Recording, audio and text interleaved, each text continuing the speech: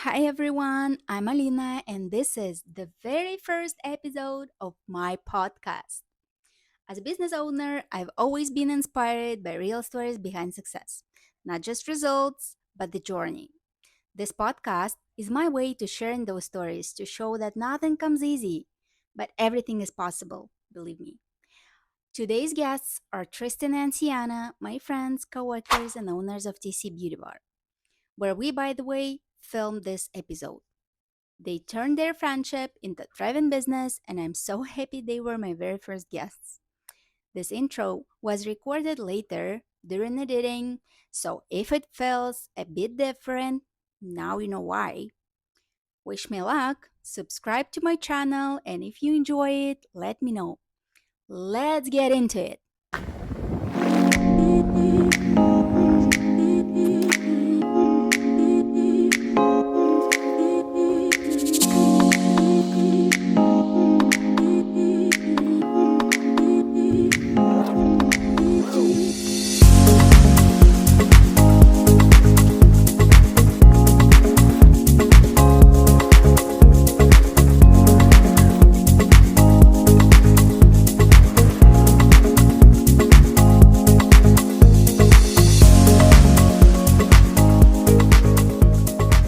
So, do you remember who you wanted to be when you grew up, Tristan? When I was in grade 1, we got asked, no, when I was in kindergarten, we got asked what we wanted to be when we grew up. And I wrote down in a little scrapbook that I wanted to be a hairstylist way back then. So I have always wanted to be a hairstylist, even since I was a kid, even after my family had told me that I should pick something else, something that made more money, something that was involved more schooling. I just always stuck to my ground and followed what I wanted to do versus what other people pushed me to try and do. So cool. What about you, Sienna? Same thing. Like, my mom was a hairdresser, so I always, there's nothing else I wanted to do. Ever since I was cutting kids' hair in my closet. That's what my mom would see. My mom was working HR when I was little, and I wanted to be the same. Really? So, can you share your very first experience working in a beauty field? My dad worked away, and so when I was like 7 years old, I was in the salon getting highlights to look like my Bratz doll. Oh, That was my goal, was to look like my Bratz doll. How it ended up, though? Did you get? Oh, I probably thought it looked beautiful forever, but it's probably the best day of my life.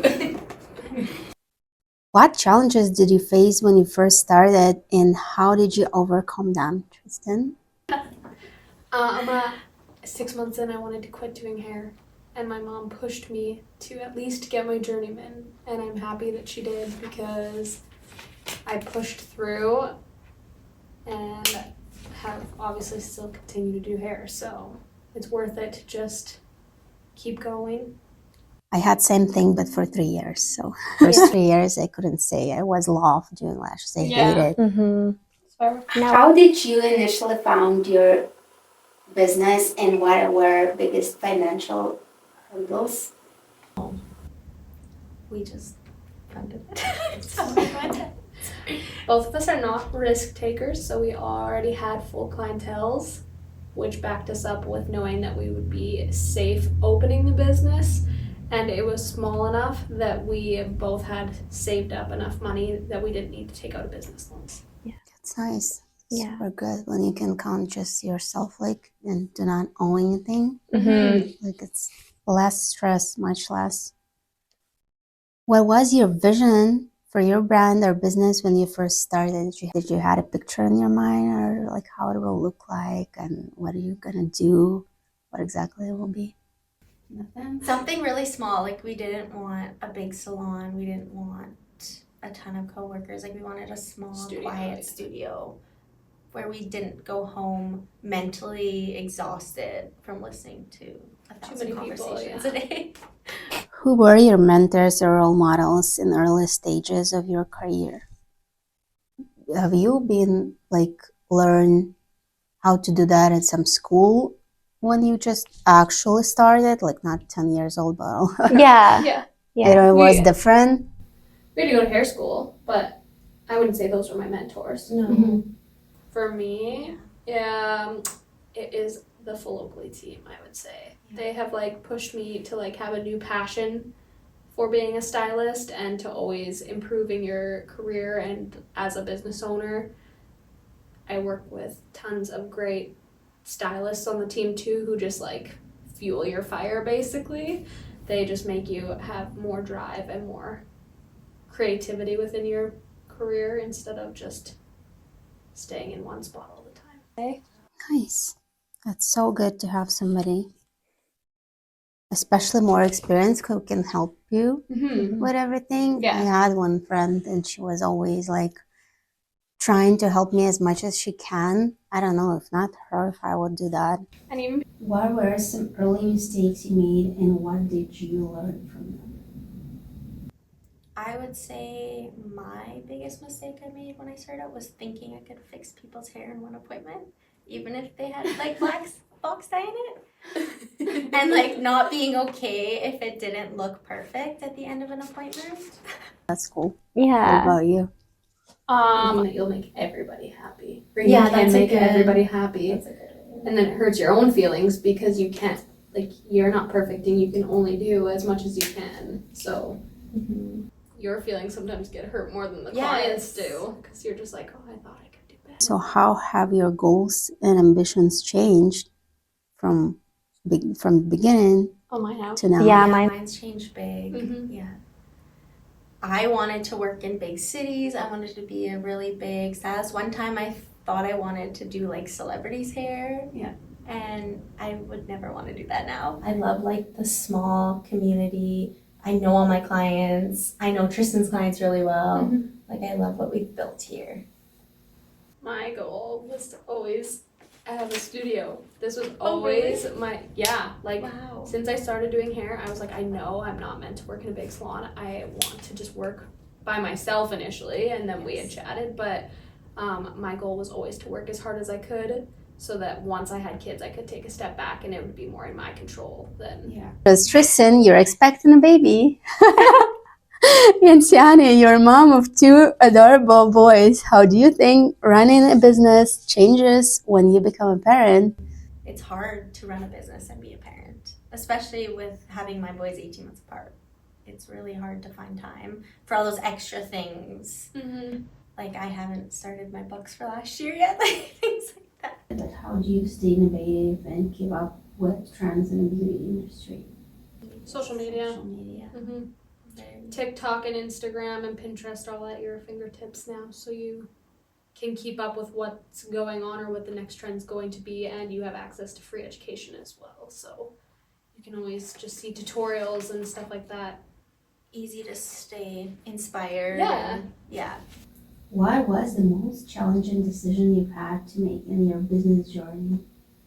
Well, for me, the hardest was just start. Like basically everything I wanted to bring, like anything new, even this podcast, the worst part is just push yourself, start. After that, you can do anything. But it's like I feel like you get this little voice in your head that's like you need somebody above you and you need that guaranteed income or you won't succeed, whereas it was hard for me to believe that I could work hard enough to be my own boss. What's the most memorable moment for you in all these years of working in the beauty industry? I would say going to Australia and getting to work there. Like it was such a cool experience. I got to learn from lots of different stylists. And yeah, I'll never forget that. Even How does that happen though? How did you decide to do it? Do you have any like relatives or friends? Yeah. my dad's from there, so we have like cousins there. And actually one of the stylists I used to work with, she went there and like met a guy there and did hair there. So it was nice to have her to like mentor me on how to get there and stuff. What advice would you give to someone just starting out of beauty industry? My advice would be is that you don't have to be good at everything, hair or beauty. Like pick something, specialize in it, a few things even, and just go from there. And that's when you'll see yourself really. Our parents' generation got told that you have to do everything from perms to roller sets, and nowadays I feel like you don't have to do the things that you don't enjoy because you're not going to love doing hair then. So Well, but Now when you don't have to do the services you don't want to, Mhm. but so much work you have to do on the backgrounds, either social media or like all of that. Mhm. You're doing Yes. yourself now. It wasn't a thing No. back days. I would say social media is even oversaturated now. So when I got out of hair school, Instagram was such a big tool for me to grow my clientele. Not saying that that is what gave me a clientele, but it helped me have my portfolio out there. And the generation above me said, I don't need social media. Yeah. And now they all have it, but they don't know how to use it properly in order to gain stuff from it. And now it seems like all the kids have social media, so it's so oversaturated that I feel like it's not as. I agree with you.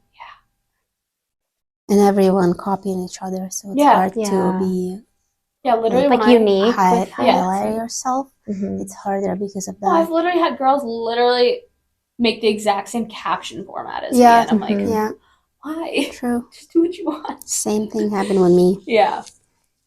How do you stay motivated though during tough times of setbacks?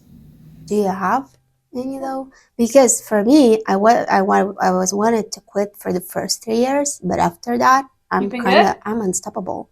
Yeah.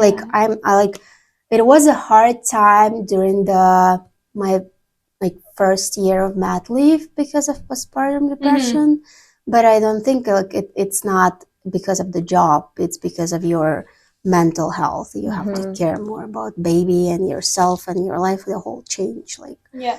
But other than that, no way I would quit. Like Yeah. I'm ready to go wherever. Maybe sometimes it's tough to do the social media thing and to like when you're not in the mood to pretend you are. But with clients, I'm probably getting more energy from them than I'm giving them. Yeah. Mhm. That's fair. What about you? I go through phases. I have like very like low lows, I'd say. Yeah. Yeah. But it's nice because I feel like having each other, it's almost like when you're having a low, I'm having a bit of a high, so I Yeah. can like help pick you up. And then the next week I'm having a low and you're Yeah. having. True. What's the biggest lesson you've learned about entrepreneurship in the beauty industry? You have to work to make money in this industry.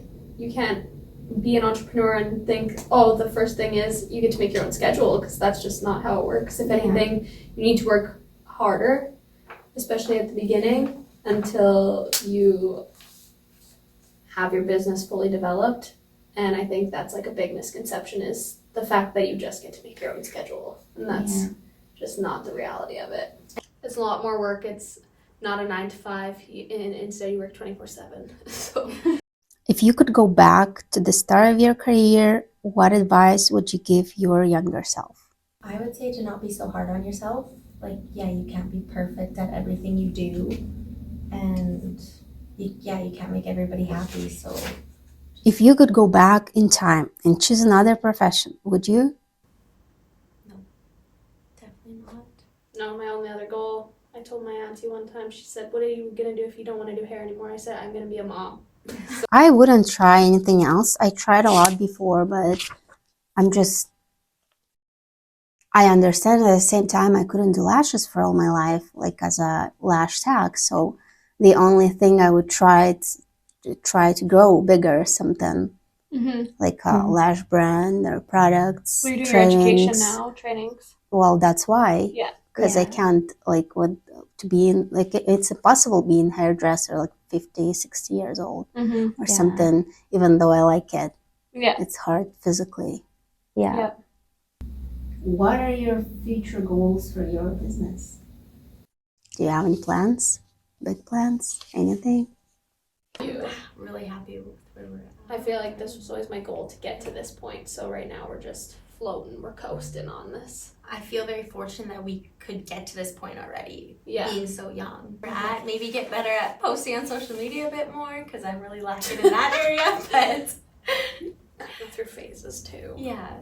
Do you have any final advice or words to encouragement for anyone watching who might be considering starting their own beauty business? Put in the work. Make sure you have people you're inspired by. Yeah. to fuel that fire for you. Thank you again for being my very first guest. I'm so grateful you took the time to share your experiences. Thank you for having us.